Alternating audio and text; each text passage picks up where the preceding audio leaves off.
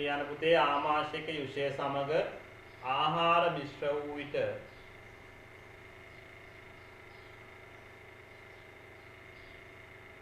එය ආමලසය ලෙස හඳුන්වයි.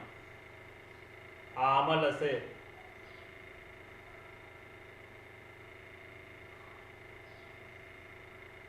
ආමලසය. ඊට පස්සේ මෙන්න මේ දෙක ලියා ගන්න පුතේ සිදුවන ජීර්ණ ක්‍රියාවලිය සම්බන්ධයෙන්. හරිද? ප්‍රෝටීන පෙප්සින් මගින් පොලිපෙප්ටයිඩ් බවට පත් වෙනවා. මේක කුඩා දරුවන්ගේ. ඔය දෙක ලියා ගන්නකො. මේ දෙක විතරක්.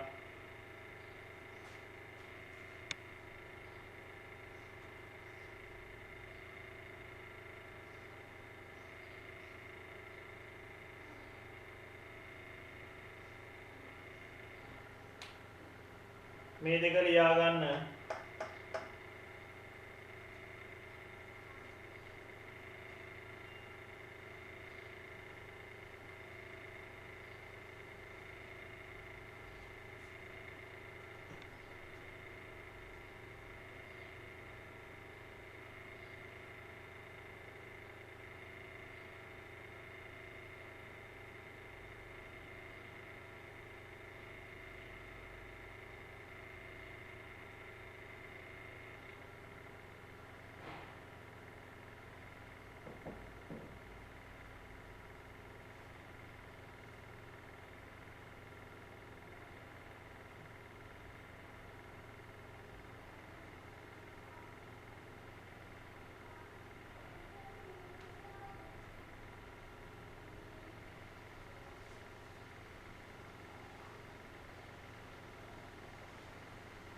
හරි නේද? ඊට පස්සේ ලියන්න අලුත් රුලකින් ජලය අලුත් රුලකින් ලියන්න ජලය ග්ලූකෝස් හා ජලය ග්ලූකෝස් හා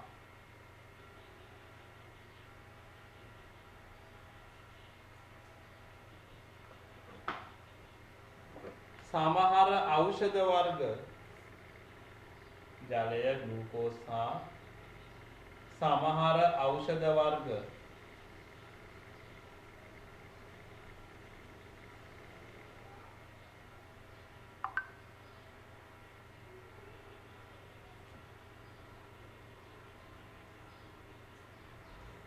ජලය ග්ලූකෝස් හා සමහර ඖෂධ වර්ග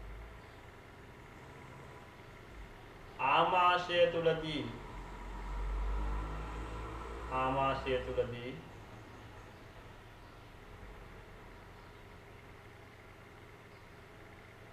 අවශෝෂණයට ලක් වේ.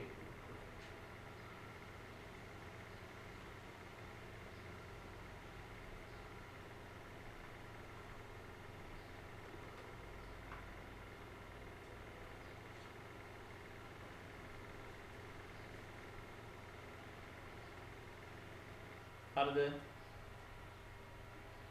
ඔන්න ඔය ටික තමයි පුතේ සිද්ධ වෙන්නේ කොහොමද? ආමාශයේදී. ඒකෝ දැන් ආමාශයෙන් ආපු ආහාර දැන් මේකේ తాවකාලිකව ගබඩා කරලා ඉවර වෙලා ටික ටික නිදහස් කරනවා පුතේ කුඩාන්ත්‍රයට. දැන් මේ කුඩාන්ත්‍රයේ මුල් කොටස අපි දුවා ග්‍රහණීය කියලා. ඊට පස්සේ ශේෂාන්ත්‍රය ශුන්‍යාන්ත්‍රය කියලා කොටස් දෙකක් තමයි අපි ඒක ගැන ලොකුවට කතා කරන්නේ. නමුත් මේ ග්‍රහණීයේදී විශේෂ අවස්ථාව තමයි මෙන්න මෙතන තියෙනවා. මොකද්ද? ආග්න්‍යාශය. ආග්න්‍යාශය. හරිද? ඊට අමතරව මේ පැත්තෙන් තව එකතු වෙනවා පිත්ත ප්‍රනාලය. එතකොට පිත්ත තියෙනවා මේ මේක සම්බන්ධයි මොකද්ද? අක්මාවත් එක්ක. මෙහෙම. තේරුණාද? එතකොට මෙන්න මේ අක්මාව හරිද? ඊළඟට මේ අක්මාවෙන් නිපදවලා පුතේ පිත්ත තව දේවල් සිද්ධ වෙනවා. අක්මාව ගොඩක් වැදගත්. අපිට නැතුවම බැරි ඉන්ද්‍රියක්. හරිද? එතකොට මේ අක්මාවේ නිපදවන පිත්ත මේ පිත්තාශය ගබඩා කරලා තියෙනවා. කහ පාට දියරය. හරිද? එතකොට ඒ පිත්තාශයෙන් ඒ පිටත් මේ ග්‍රහණියට තමයි නිකුත් වෙන්නේ පුතේ. ඊට අමතරව මේ අග්න්‍යාශයෙන් නිකුත් කරන අග්න්‍යාශයක යුෂත් මේ ග්‍රහණියට එකතු වෙනවා. ඒතකොට දැන් මෙතනින් එන ආහාරයට මේ දෙකම ලැබෙනවා.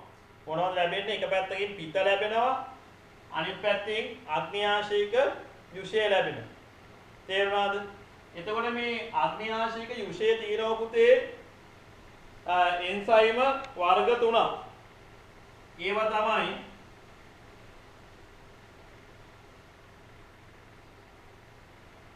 හරිද? ඒවා තමයි පුතේ එකක් ට්‍රිප්සින්. හරිද? ඊළඟ එක ඇමයිලේස්. අනිත් එක තමයි පුතේ ලයිපේස්. හරිද? මෙන්න මේ කියන එන්සයිම් වර්ග 3 තියෙනවා. ට්‍රිප්සින්, ඇමයිලේස්, ලයිපේස්. ඒ කවුද යොමු කරන්නේ? ආග්නේයාශයක යුෂයෙන්. එතකොට අක්මාවේ නිපදවලා පිත්තාශය ගබඩා කරව පිතත් මේකට යොමු වෙනවා.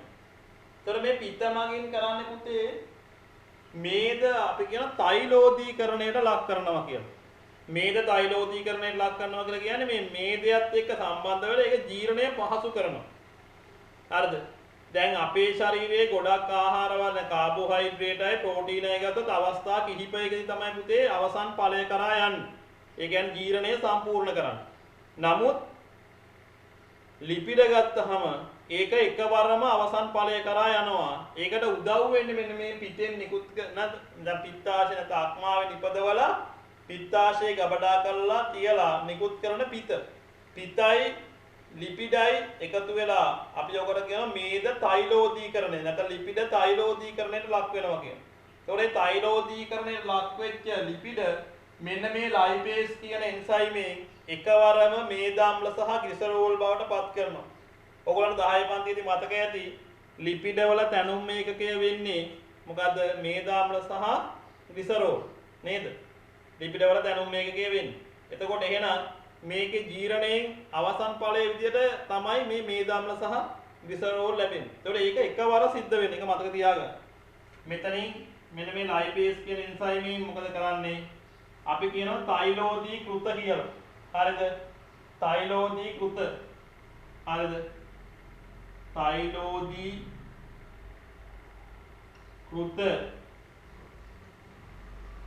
ලිපිඩ මොනවා බවටපත් වෙන්නේ? මේදාම්ල හා ග්ලිසරෝල් බවට පත් වෙනවා. හරිද? තෛලෝදීකෘත ලිපිඩ මේදාම්ල සහ ග්ලිසරෝල් බවට පත් වෙනවා. එතකොට ඔයගොල්ලන්ට කලින් වෙච්ච දේ මතකයි ඇමයිලේස් වලින් ඒකෙන් කරේ මොකද්ද? දැන් අර මුඛයේදී ජීර්ණය වෙන්න බැරි වෙච්ච පිෂ්ඨයට මෙතෙන්දී ජීර්ණය වෙන්න පුළුවන් ඇමයිලේස් මොනවා බවද? මෝල්ටෝස් බවට පත් වෙනවා. මෝල්ටෝස් බවට පත් වෙනවා. ඊළඟ ට්‍රිප්සින් වලින් ඔක් කරන්නේ අර පෙප්සින් වලින් කරපු වැඩේම තමයි. මොකද්ද? ප්‍රෝටීන පොලිපෙප්ටයිඩ් බවට පත් කරනවා. පොලිපෙප්ටයිඩ්.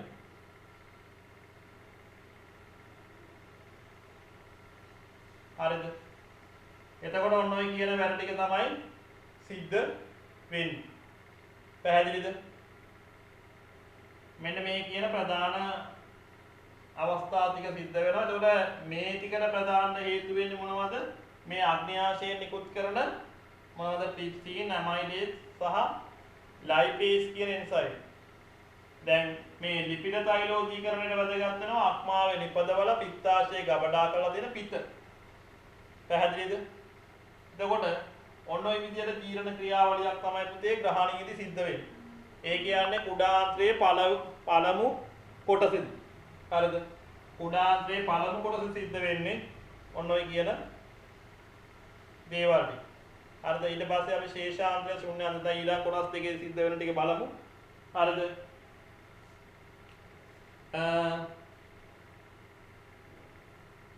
ලියා ගන්න පුතේ කුඩාන්ත්‍රය යටතේ ලියන්න.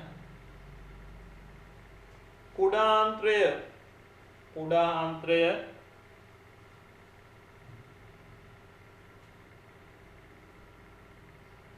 අපහැදිලි තැනක් තියෙනවා නම් කියන්න පුතේ. කිසි ගැටලුවක් නැහැ අපි කතා කරමු. කුඩාන්ත්‍රය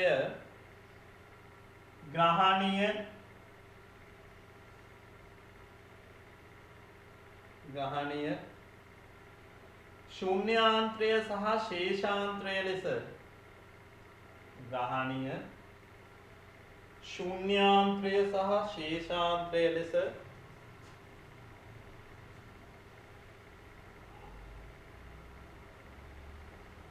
ප්‍රධාන කොටස් තුනකින් යුක්ත වේ. ප්‍රධාන කොටස් තුනකින් යුක්ත වේ.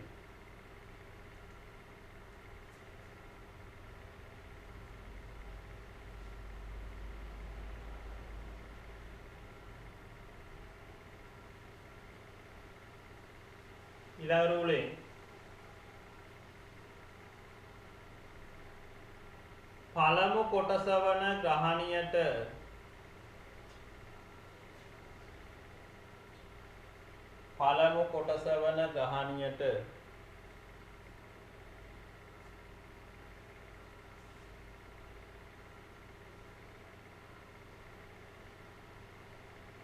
අග්න්‍යාශයික යුෂය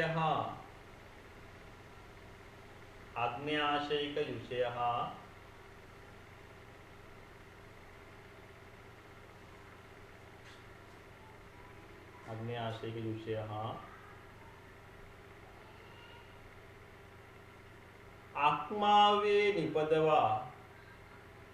අක්මාවේ නිපදවා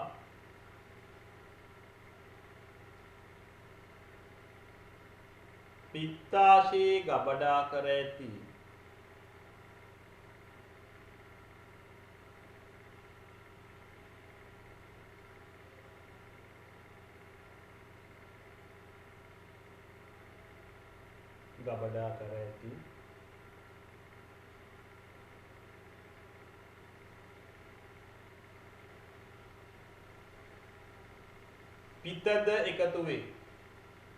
පිතද එකතු වේ.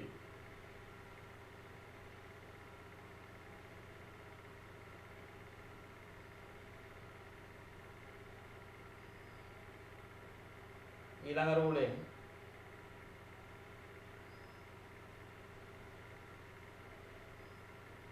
අග්න්‍යාශයික යුෂයේ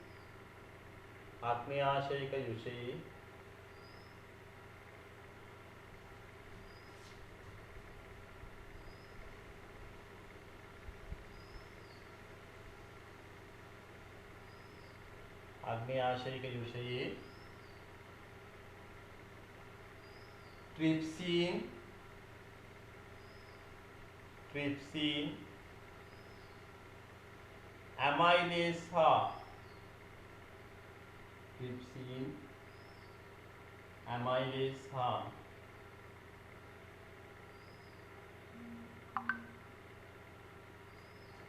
ලයිපේස්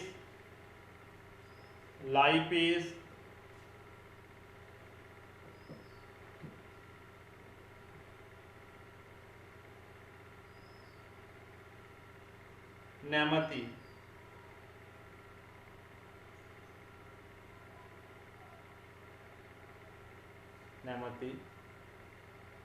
එන්සයිම අඩංගු වේ.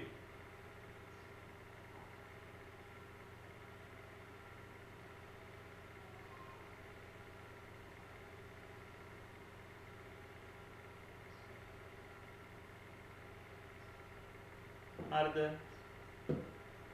ඊළඟ රූලෙන් පිත මගින්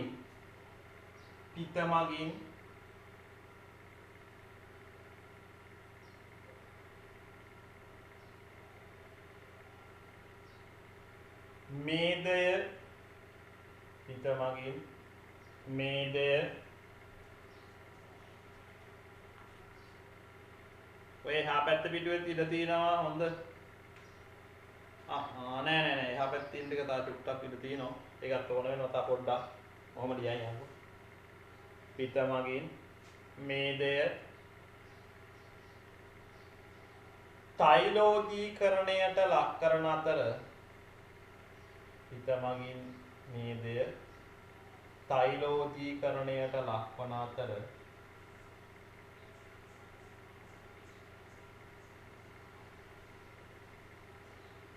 එමගින්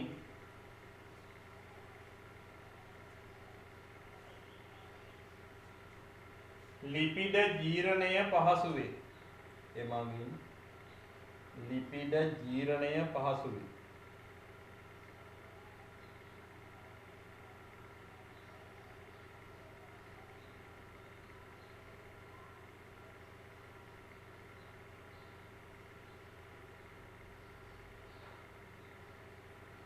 මෙන්න මේ තුන ලියා ගන්න පුතේ. මේ තුන.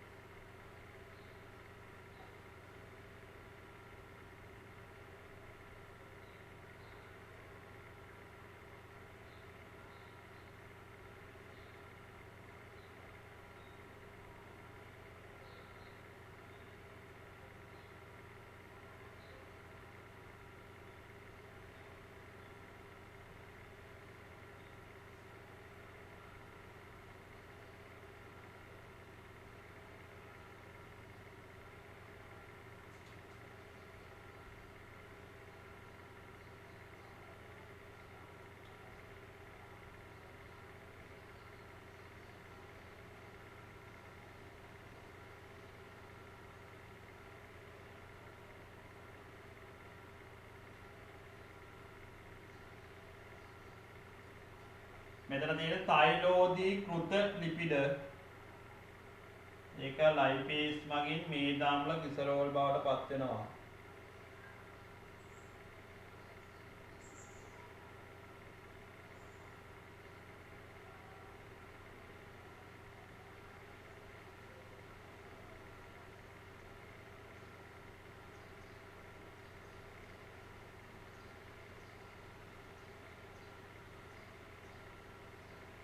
හරි නේද? තාම ලියනවද?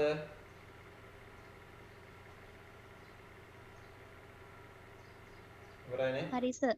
ඔව්. හරි. ඊට පස්සේ දැන් ඔතනින් පස්සේ පුතේ ඊළඟට යනවා ওই සුද්ධාන්තයේ ඊළඟ කොටසට. එතකොට ඉතින්දිත් මේ ජීර්ණ ක්‍රියාවලිය පුතේ අවසන් වෙනවා. දැන් මෙතෙන්දි එකක් අවසන්. දැන් අපි ගන්න ආහාරයේ තියෙන ලිපිඩ වල ජීර්ණය අවසන් තව ප්‍රධාන දෙකක් තියෙනවා. මොකක්ද අනිත් එක? කාබෝහයිඩ්‍රේටයි ප්‍රෝටීන. එතකොට එතෙන්දී ඒ ජීර්ණ ක්‍රියාවලිය අවසන් වෙනවා ඊළඟ කොටසේදී. දැන් කොටස් තුනක් තියෙනවා කිව්වනේ. දැන් පළවෙනි කොටස තමයි අපි මේ කතා කරේ. ඊළඟ කොටසේදී දැන් ජීර්ණ ක්‍රියාවලිය අවසන් වෙනවා. අන්තිම කොටසේදී මොකද වෙන්නේ? මේකේ තියෙන වැදගත් දේවල් ටික අවශෝෂණය වෙලා ඉතුරු ටික මහාන්ත්‍රයට ගමන් කරනවා. තේරුණාද? දැන් එතෙන්දී මෙන්න මෙහෙම දෙයක් වෙනවා.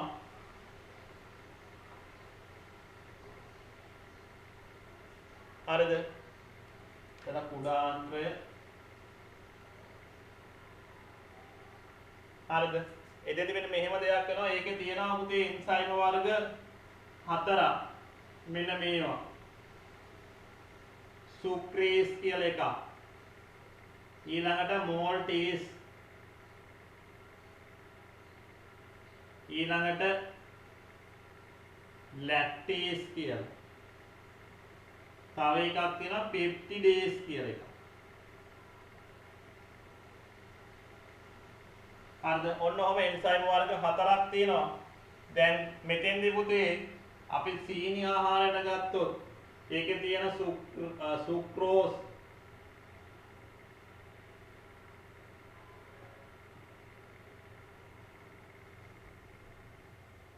සුක්‍රෝස් මොකද වෙන්නේ? ඔයගොල්ලෝ මතක ඇති මේවා මොනොසැකරයිඩ් වලදී ෆ්‍රුක්ටෝස් ධන ග්ලූකෝස් බවට පත් වෙනවා. හරිද? දැන් අපිට හම්බුණා අර පිෂ්ඨයේ ජීරණයේ මෝල්ටෝස් අවස්ථා දෙකකදී ඒ මෝල්ටේස් මගින් ග්ලූකෝස් අණු දෙකක් බවට පත් වෙනවා. මේවා මතක ඇති. ග්ලූකෝස් ධන ග්ලූකෝස්. හරිද? ඊළඟට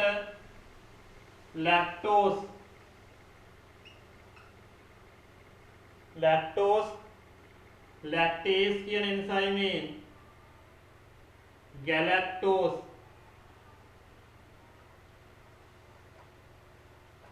ධන ග්ලූකෝස් බවට පත් වෙනවා. හරිද? ඊට අමතරව මොකද්ද පොලිපෙප්ටයිඩ් පෙප්සින් ට්‍රිප්සින් වලින් හම්බුණු පොලිපෙප්ටයිඩ්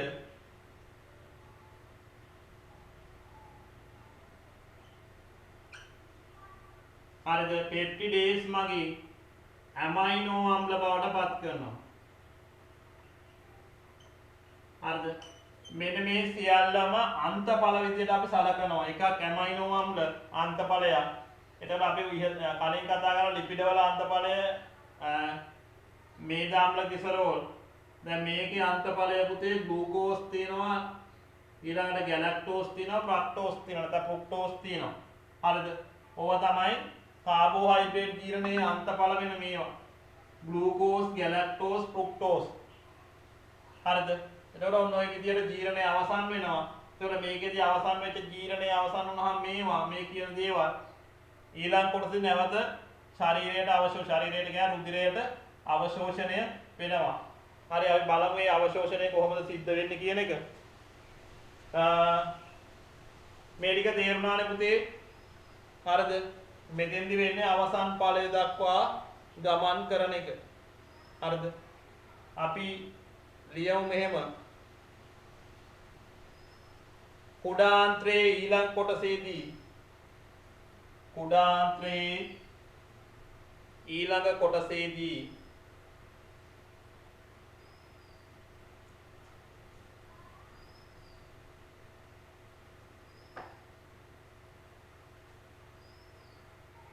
ආන්ත්‍රික යුෂ ශ්‍රාවය වන අතර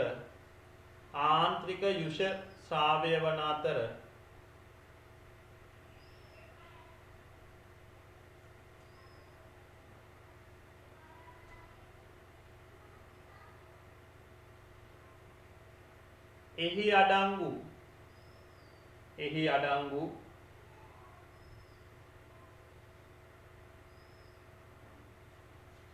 සුක්‍රේස්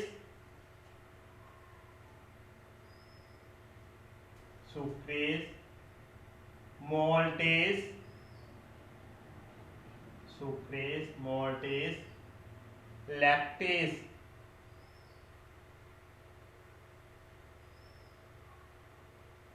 ලැක්ටේස් හා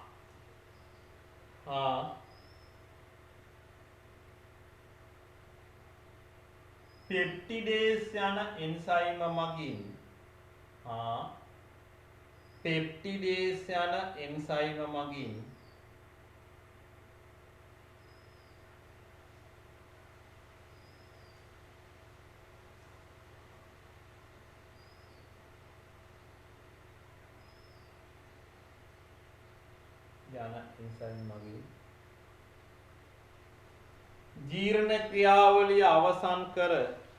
ජීර්ණ ක්‍රියාවලිය අවසන් කරයි කියලා ලියන්න. ජීර්ණ ක්‍රියාවලිය අවසන් කරයි.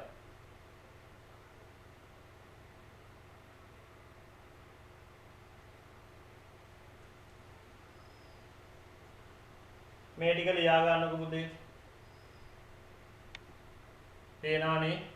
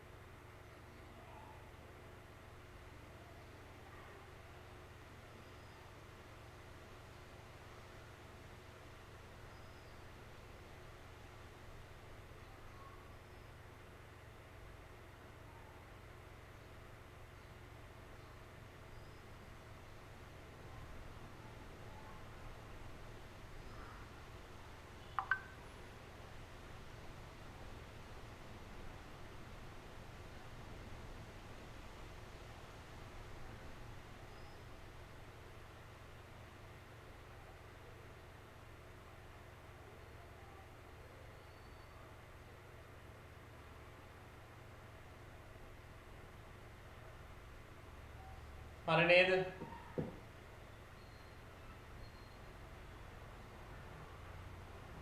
එතකොට දැන් පුතේ ඔය ජීර්ණ ක්‍රියාවලිය අවසන් කරමු.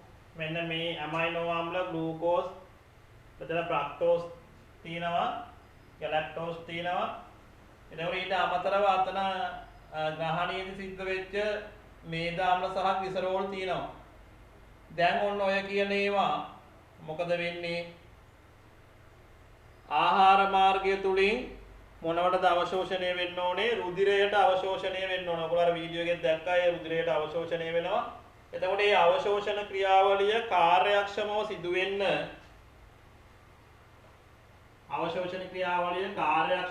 වෙන්න ශුද්ධාන්තයේ අවසන් කොටස පුතේ හැඩ ගැහිලා තියෙනවා. හරිද? අපි බලමු කොහොමද ඒක හැඩ ගැහිලා තියෙන්නේ. හරිද? ශුද්ධාන්තයේ අවසන් කොටස කොහොමද හැඩ ගැහිලා තියෙන්නේ කියලා. එකක් තමයි පුතේ මේකේ ඇතුලේ තියෙනවා මෙන්න මේ වගේ ඇඟිලි වැනි ප්‍රසර සමූහයක්. ඒවට අපි කියනවා අංගුලිකා කියලා. හරිද? දැන් අපි ගත්තොත් දැන් කුඩාන්ත්‍රයේ අවසාන කොටස කෑල්ලක් කපලා බැලුවොත් මෙන්න මෙහෙම ස්වරූපයක් තමයි තියෙන්නේ.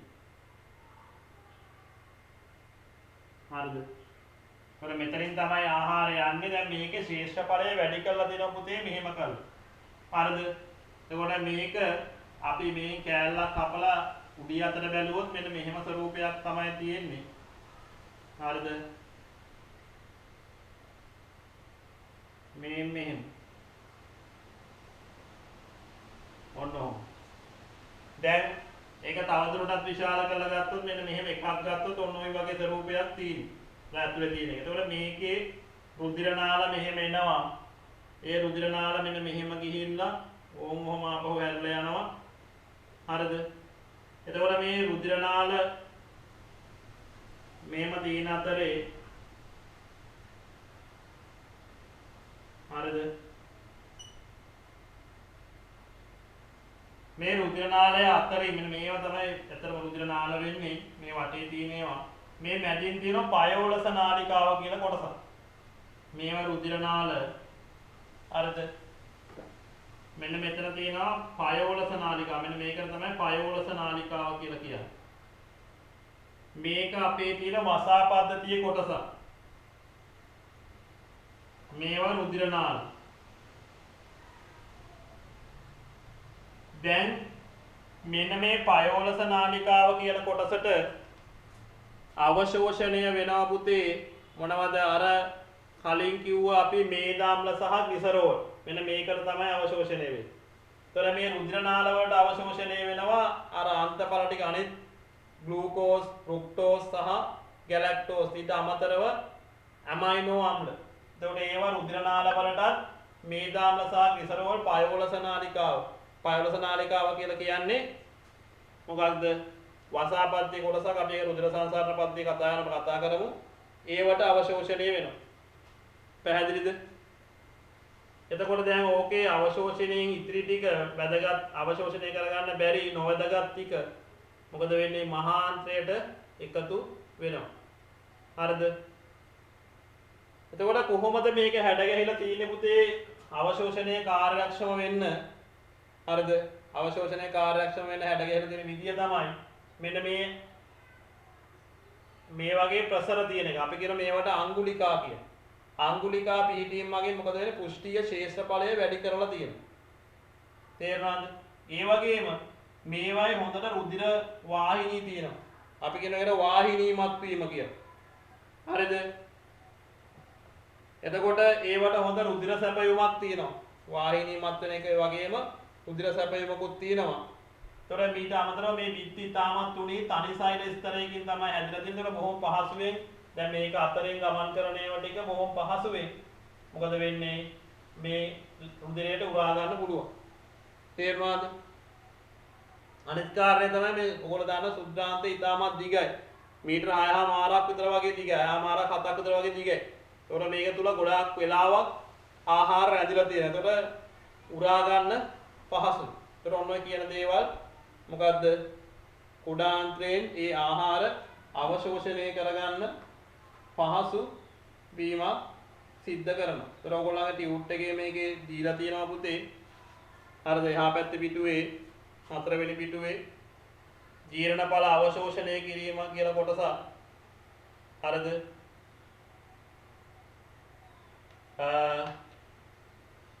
අපිට වෙලාව තියෙන හැටියට බලමු තව වෙලා තියෙනවා. ඔව්. ඒකෙදි පුතේ ඊට කලින් ඉඳ තියෙනවනේ නේ. ඒකේ අපි ලියාගමුකෝ මෙන්න මේ අන්තඵල ටික.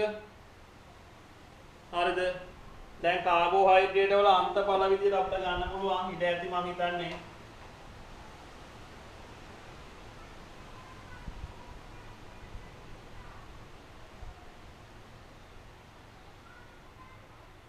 ඒක මේ වෙලාව තියෙන හැටි ඒක ටික ලියාගමු. කාබෝහයිඩ්‍රේට් වල පුතේ අන්තඵලය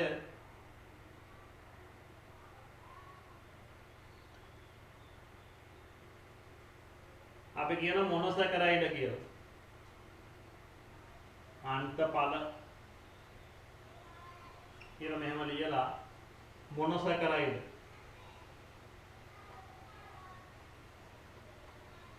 මොනොසැකරයිඩ් යට තියෙනවා ග්ලූකෝස්, ඊළඟට ෆ්‍රුක්ටෝස්, ඊළඟට ගැලැක්ටෝස්.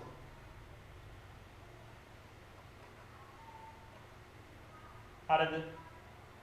ඊළඟ මේ කාබෝහයිඩ්‍රේට් වල ඊළඟ ප්‍රෝටීන වල අවසන් ඵලය ඇමයිනෝ අම්ල පුතේ.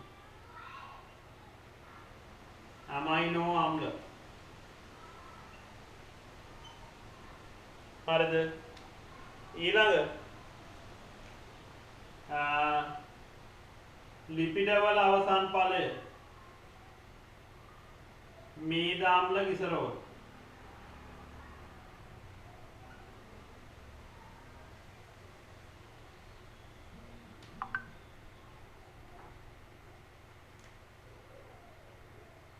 ගිසරෝල් මේ ටික ඉඳ ඇති මං ඇති කියලා විශ්වාස කරනවා. ඔය ටික ලියා ගන්න පුතේ එතෙන්. අර ජීර්ණඵල අවශෝෂණය කිරීමට උඩින්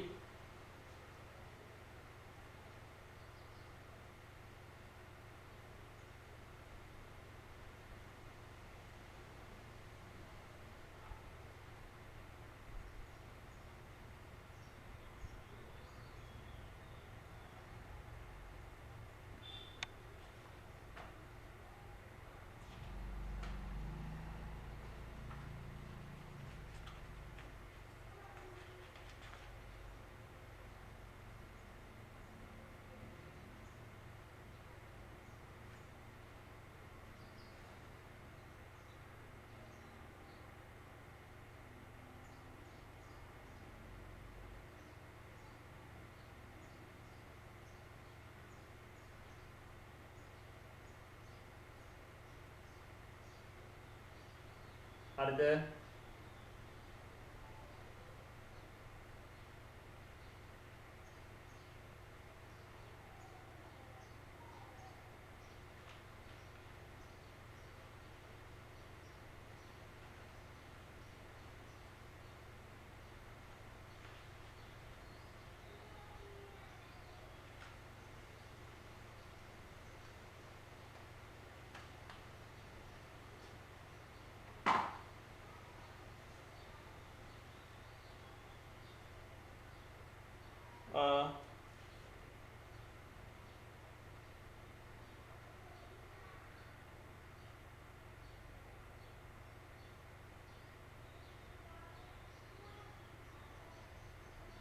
හරි පුතේ අපි එහෙම වුණොත් ඒක මේක ඉතුරු කොටස් ටික හෙට කතා කරමු. දැන් වෙලාව ඉවර වෙගෙන යන්නේ. මේ හෙට 11යි කාලට මම අර වෙනද වගේ පැයක් පන්තිය කරනවා. ඒකට සම්බන්ධ වෙන්න හෙට 11යි කාලට 11යි කාලේ 12යි කාල වෙනකම්. හරිද? අපි එහෙම වුණොත් එතෙන්දී කතා කරමු පුතේ මේ මොනවද ආහාර ජීර්ණේ ඵල කොහොමද අවශෝෂණය කරගන්නේ කියලා. හරිද? එහෙනම් අදට පන්තිය නවත්තමු. අපි හෙට ආයෙත් මුණ ගැහමු. 11යි කාලට මම මේවත් කියන්නේ නෑ මැසේජ් දාලා 11යි කාලට පන්තිය තියෙනවා. ඒකට සම්බන්ධ වෙන්න. හොඳ. එහෙනම් හැමෝටම ආයුබෝවන්. ආයිබෝවන් සර්. ආයිබෝවන් සර්. ආයිබෝවන්.